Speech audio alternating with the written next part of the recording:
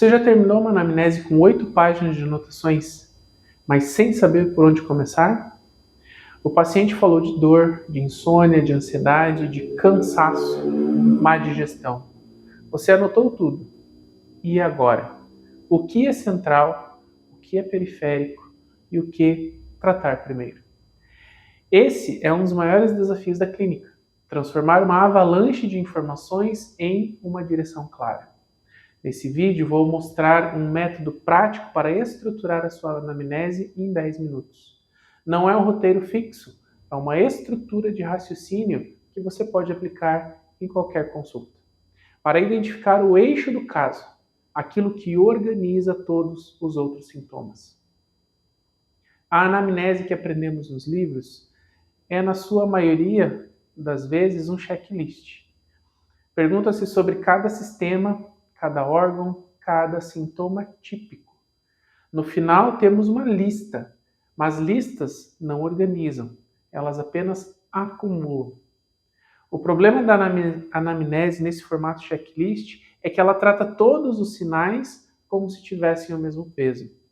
Dor de cabeça é igual a fígado, cansaço igual a baço, insônia é igual a coração. No final, você tem 3 diagnósticos possíveis e não sabe qual é o principal. O que você precisa não é de mais perguntas, é de um princípio organizador.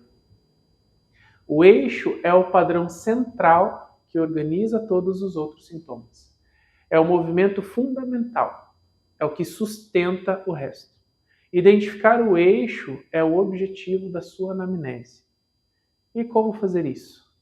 Com 3 perguntas. Apenas 3.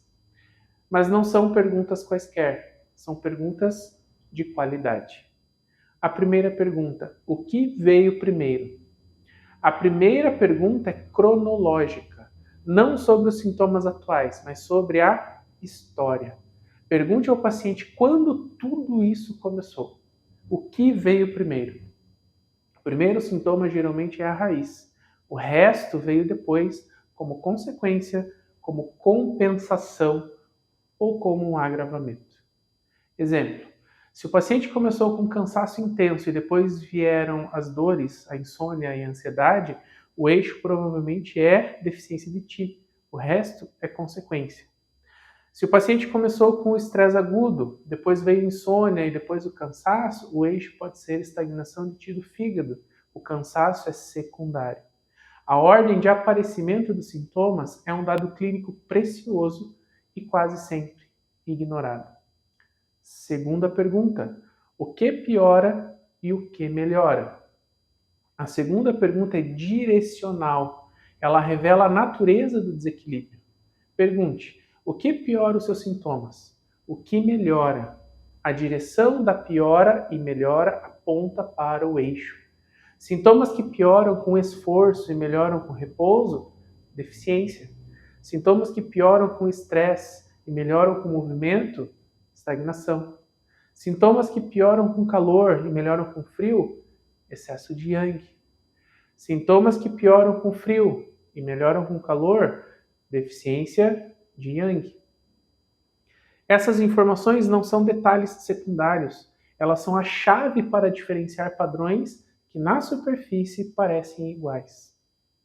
Terceira pergunta: o que é constante e o que varia? A terceira pergunta é sobre estabilidade. Pergunte: o que está sempre presente? O que vem e vai? O que é constante geralmente é a raiz.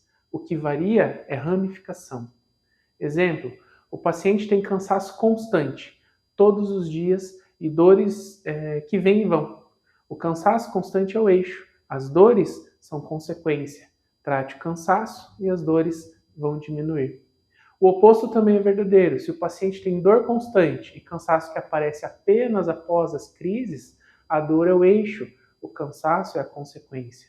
Essa distinção constante versus variável é simples, mas transformadora. Não faça as perguntas de forma separada. Elas formam um sistema. Primeiro, descubra o que veio primeiro, a história. Segundo, entenda o que piora e melhora, que é a direção. E terceiro, separe o constante do variável, estabilidade. Com essas três informações, você começa a ver o eixo. Exemplo integrado. Paciente com queixas múltiplas, cansaço, insônia, ansiedade e dor cervical. Primeira pergunta, o que veio primeiro? O cansaço. A insônia veio depois, a ansiedade depois e a dor cervical por último. Segunda pergunta, o que piora? O cansaço piora com esforço, melhora com repouso. A ansiedade piora à noite. Terceira pergunta, o que é constante? O cansaço é diário, a dor cervical vem e vai e a ansiedade aparece em crises. Agora o eixo aparece, deficiência de Ti, cansaço constante, piora com esforço, é o primeiro sintoma. Insônia, ansiedade e dor são secundários, podem ser consequências da deficiência ou compensações. A conduta, sustentar a base, tonificar o Ti, tratar cansaço. O resto provavelmente melhora como consequência.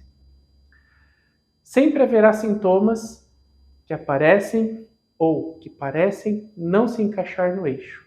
Não os ignore, mas não deixe que eles desviem a sua atenção. Anote-os, considere-os, e se após algumas sessões eles persistirem enquanto o eixo melhora, talvez seja um segundo eixo ou a sua hipótese inicial está incompleta. A regra é simples, o eixo explica a maioria dos sintomas. Se um sintoma não se encaixa, pode ser uma consequência indireta, um desequilíbrio secundário ou um sinal de que sua hipótese está errada. Quando você estrutura sua anamnese em torno do eixo, algumas coisas mudam. Primeiro, você ganha tempo. Não precisa de 1 hora de perguntas. Com 10 minutos bem direcionados, você já tem a sua direção. Segundo, você ganha clareza, não fica mais perdido entre sintomas. Sabe o que é central e o que é periférico.